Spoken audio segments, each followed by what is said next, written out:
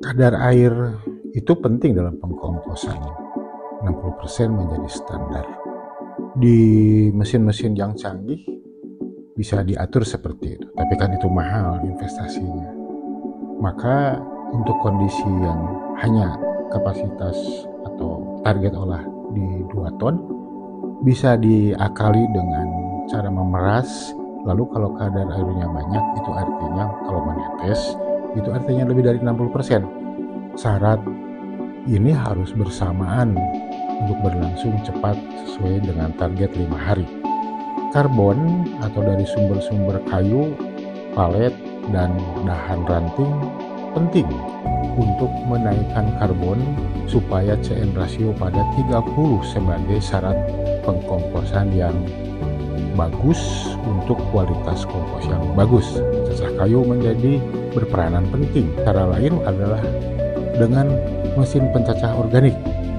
Untuk itu diperlukan juga aktivator serta penggembur JP2 untuk memastikan kadar CN rasio pada 30 dan kadar air tetap di 60%.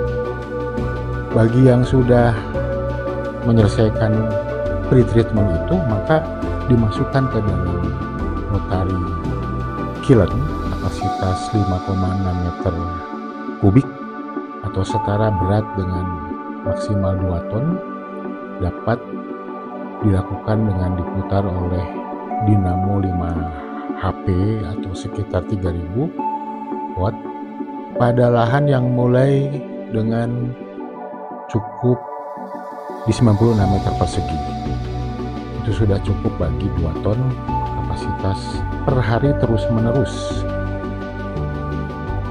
Terbuat dari tabung fiberglass ini bisa tahan sampai 10 tahun kecuali terangkanya, dan ada bagian titik-titik pengeluaran untuk diatur pada saat panen itu berada di bawah supaya air keluar terlebih dahulu, yang sebenarnya itu adalah pupuk organik.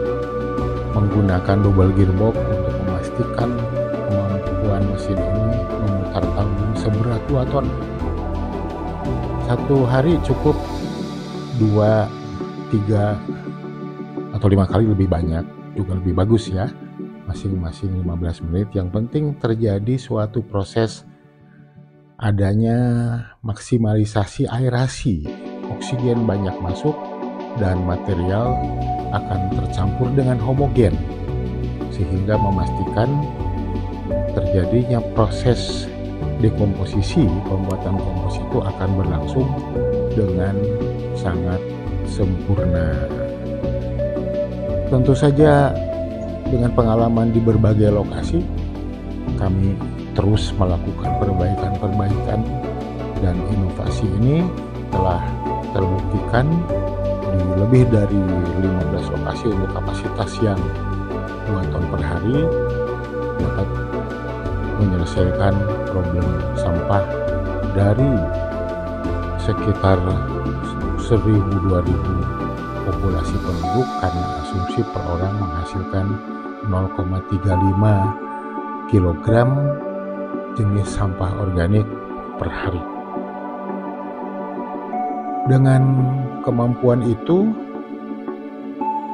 terus-menerus dilakukan perbaikan dan misalnya otomatisasi itu dapat mengurangi tenaga kerja.